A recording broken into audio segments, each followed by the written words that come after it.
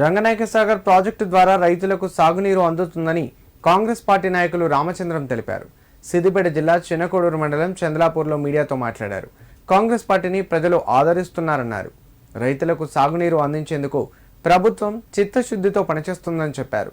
ముఖ్యమంత్రి రేవంత్ రెడ్డి నాయకత్వంలో రాష్ట్రం అన్ని రంగాల్లో అభివృద్ధి చెందుతుందని, 6 గ్యారంటీలు రాబోయే కొద్ది రోజుల్లోనే పూర్తి స్థాయిలో అమలు చేస్తారని తెలిపారు.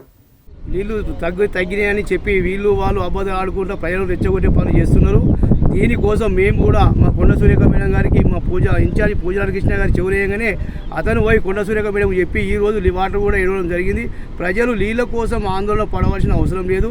మనకు పంటకు సరిపోయే నీళ్లు మన అన్న రేవంత్ అన్న కూడా మనకు తాగునీటికి కానీ సాగునీటికి కానీ నీళ్ళకు ఎలాంటి కొరత లేదు, కొరత ఉండదు. కొరత ఉంటే నాకు చెప్పినాడు కాబట్టి అన్నయ్య మా ఇన్ఛార్జి పూజారి కృష్ణ గారు చెప్పగానే మేడం చెవులేయగానే తక్షణమే విడుదల చేయడం. ప్రజలు సరిపోయే నీళ్ళు వాటర్ పంపింగ్ ఒక పంపు ఓపెన్ చేసినారు. పంపులు వాటర్ వస్తున్నాయి. వాటి కోసం ఎలాంటి రంది పడకుండా మనం ఉండాలి. ఎవరో వారు వీరు కల్లిపల్లి మాటలు చెప్పి మన మీద బురదలే ప్రయత్నం చేస్తున్నారు.